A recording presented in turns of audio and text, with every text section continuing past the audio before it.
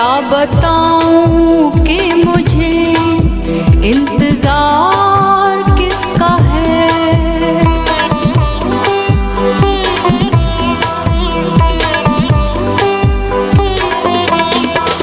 क्या बताऊं कि मुझे इंतजार किसका है।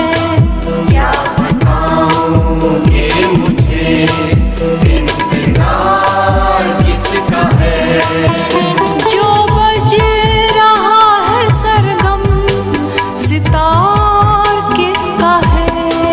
क्या बताऊं कि मुझे इंतजार किसका है।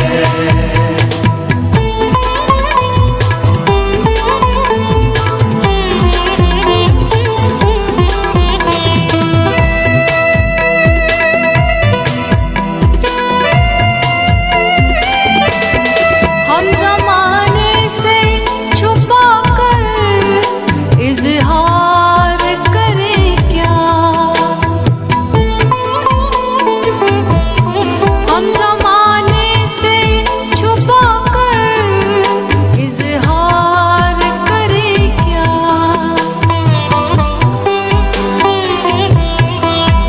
क्या कहे यार मेरा, क्या कहे यार मेरा, और यार किसका है। क्या बताऊं कि मुझे इंतजार किसका है।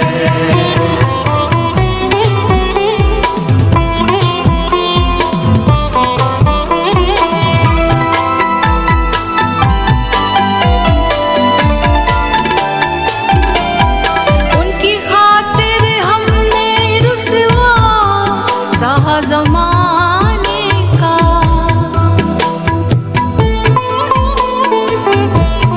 उनकी खातिर हमने रुसवा सहा ज़माने का।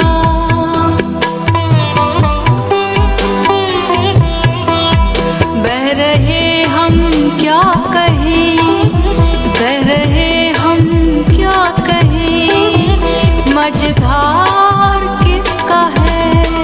क्या बताऊं कि मुझे इंतजार किसका है।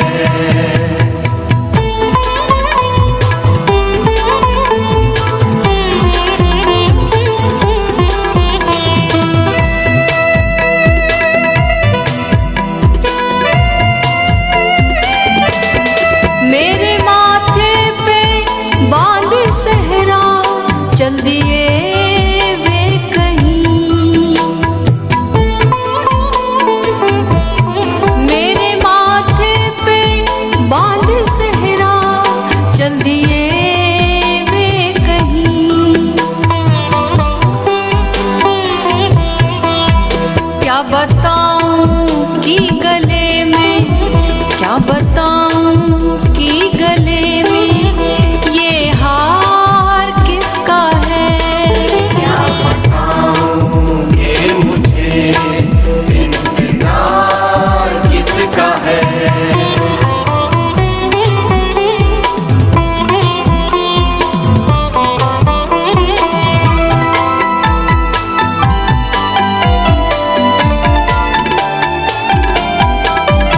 अब लोग जानने लगे हैं मुझको दुनिया में।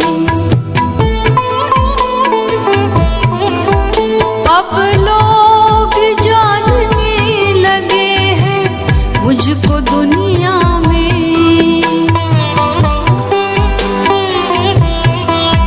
क्या कहूँ कैसे हुआ यह, क्या कहूँ कैसे हुआ यह, प्रचार किसका है। क्या बताऊं कि मुझे इंतजार किसका है।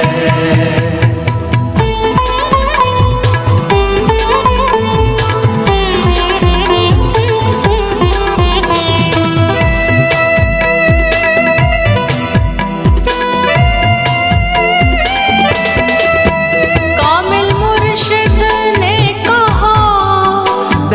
जा तख्त पर।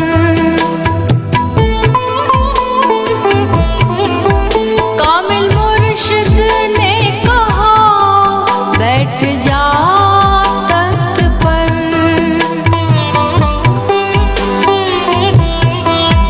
क्या बताऊं ये भला, क्या बताऊं ये भला, दरबार किसका है। क्या बताऊं ये मुझे इंतजार किसका है। जो बज रहा है सरगम सितार किसका है। क्या बताऊं ये मुझे इंतजार किसका है। इंतजार किसका है। इंतजार किसका है। नमस्कार। आज हम सूफी वाणी ले रहे हैं। बड़ी प्यारी वाणी है। गुरु और गोविंद के प्रति असीम प्रेम और पूरी तरह मिटना है। क्या बताऊं कि मुझे इंतज़ार किसका है। जो बज रहा है सरगम सितार किसका है। किसका इंतज़ार मुझे रहता है, किसका इंतज़ार मैं करता हूँ। इंतज़ार रहता किसका है, जिससे प्रेम होता है उससे मिलने की चाह होती है। जिससे गहन प्रेम हो जाता है ख्यालों में वही रहता है।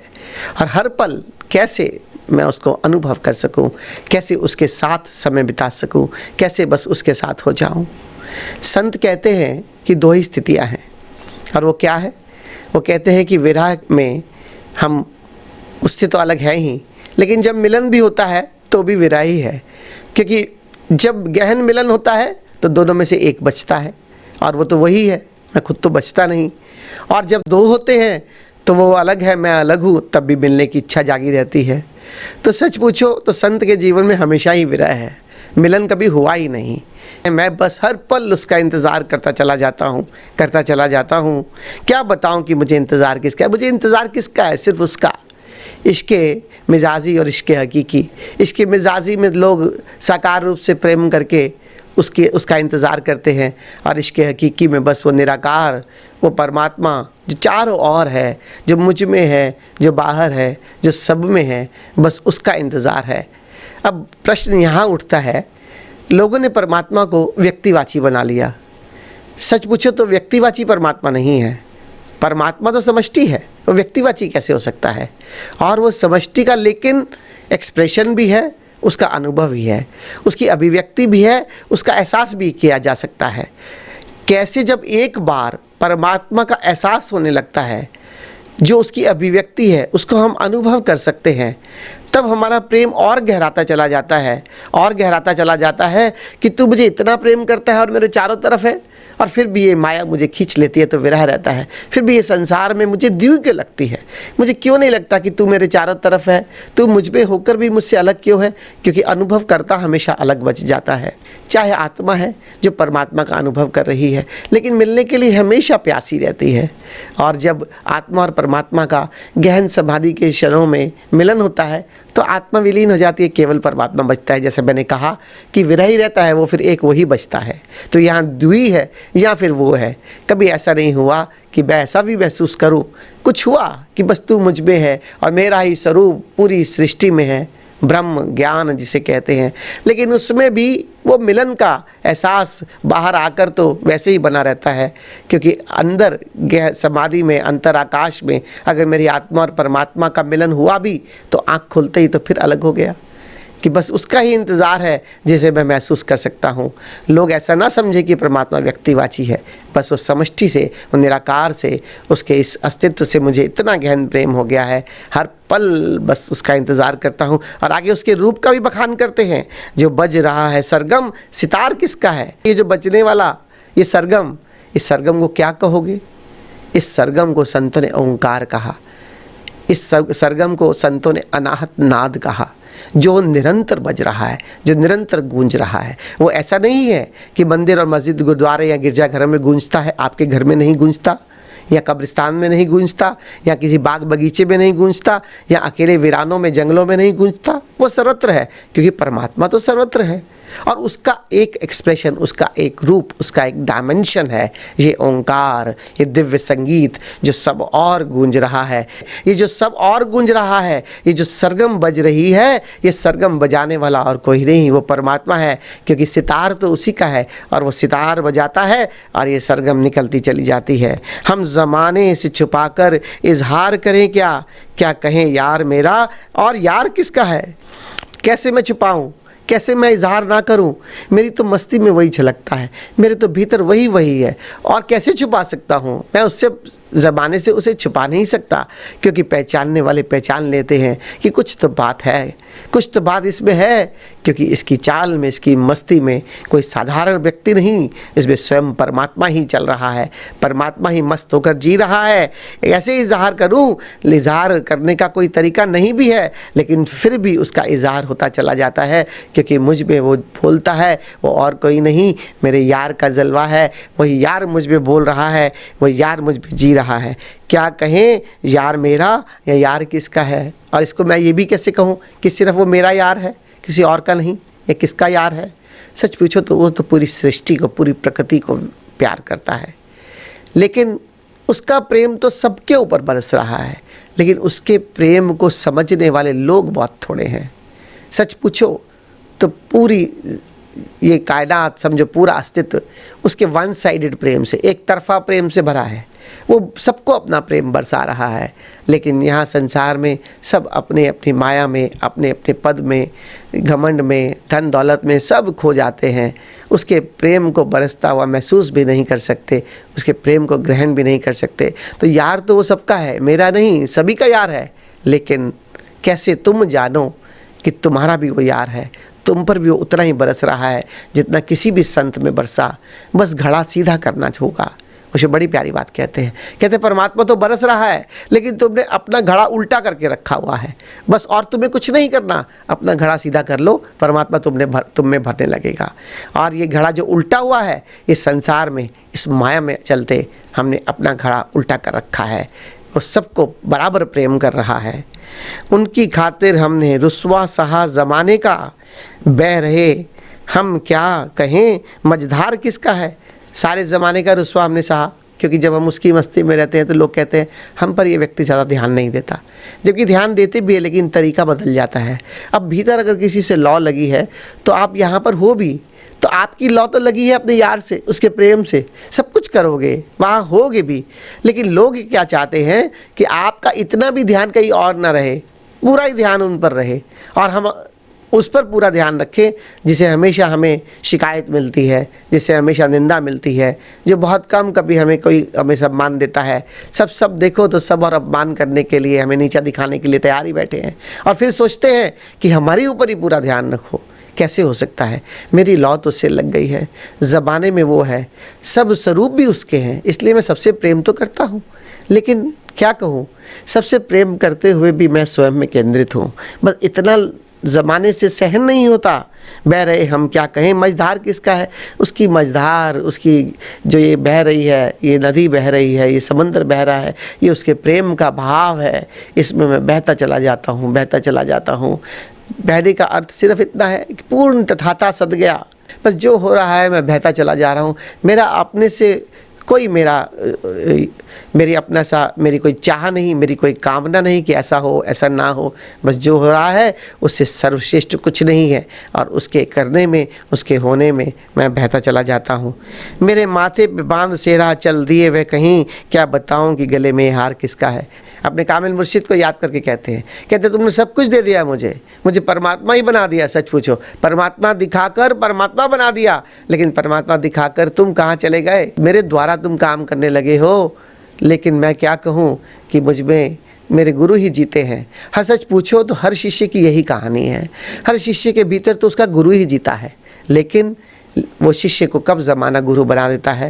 वो कितना भी उस शिष्य को ज़माना सद्गुरु समझने लगे, लेकिन उसके भीतर का शिष्य कभी नहीं मरता। वो तो हमेशा अपने गुरु की याद में जीता है, अपने गुरु की याद में रहता है। मेरे कामिल मुर्शिद ने मुझे ये सेहरा बना दिया, मेरे सिर पर डाल दिया, और लेकिन ये गले में हार भी डाल दिया, लेकिन ये हार मेरा, सेहरा मेरा नहीं, ये मेरे कामिल मुर्शिद का है।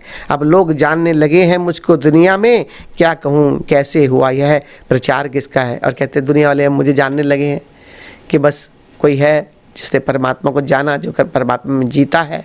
लेकिन यहाँ अभिव्यक्ति ये है कि मुझे तो दुनिया जान रहे हैं, लेकिन मैं हूँ नहीं जिसे वो जान रहे हैं। शरीर मेरा दिखता है, लेकिन भीतर तो मेरा कामिल मुर्शिद, मेरे ओशो जीते हैं। मैं उन्हीं की याद में उनसे लौ लगाए जीता हूँ, और बस जो आता है उनका प्रेम बहा जाता हूँ, और उनके प्रेम को फैलाता चला जा रहा हूँ, उनकी दी हुई शिक्षा को भी फैलाता चला जा रहा हूँ। लेकिन प्रचार तो उसी का है, मेरे कामिल मुर्शिद का है, मेरे परमात्मा का है, जिससे मुझे प्रेम हो गया। कामिल मुर्शिद ने कहा बैठ जा तख्त पर, क्या बताऊँ ये भला दरबार किसका है। और मुझे मेरे कामिल मुर्शिद ओशो ने नवाज दिया, सदगुरु ने मुझे यहाँ पर एक तख्त पर बिठा दिया। लेकिन सच पूछो इसमें मेरा कुछ नहीं, सब मेरे गुरु का है। मेरे गुरु ही मुझ में बोलते हैं, मेरे गुरु ही सबको प्रेम करते हैं, मेरे गुरु ही सब और अपना ज्ञान फैला रहे हैं। बस मैं तो निमित्त मात्र, यहाँ साधन मात्र के हूँ। ऐसे ही संतों ने अभिव्यक्तियाँ दी, क्योंकि निरअहंकारिता की पराकाष्ठा है। सब कुछ संत करते चले आते हैं, लेकिन जो करने वाला वो या तो अस्तित्व है या उनका कामिल मुर्शिद है, और उनके भीतर से वही बहता चला जाता है। तो ऐसे ही संतों ने अपनी अपनी अभिव्यक्तियाँ दी। हमें भी इस और थोड़ा ध्यान आकर्षित करना होगा कि कौन सा यार वो जो सबको प्रेम कर रहा है, मैं आज उससे क्यों छूटा हुआ हूँ। हमें भी प्रेरणा लेनी होगी कि परमात्मा इसका मतलब है जिससे कोई प्रेम करता है, कोई संत उसकी याद में जीता है। हमें भी प्रेरणा लेनी होगी कोई अपने गुरु के प्रेम में कैसे जीता है।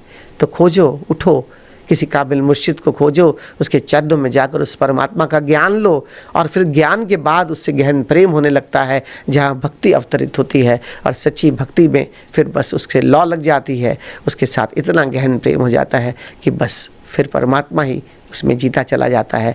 भक्ति भगवत्ता को उपलब्ध हो जाता है, साधक ही सिद्ध हो जाता है, और श्रद्धा ही जो है वही श्रद्धा से भरकर वही प्रेम में डूब जाता है कि बस उस अवस्था को उपलब्ध हो जाओ जहाँ भीतर सिर्फ परमात्मा ही परमात्मा अवतरित होने लगे। और ऐसी स्थिति को गुरु और गोविंद में भी कोई भेद नहीं बचता, बस वही रह जाता है। धन्यवाद।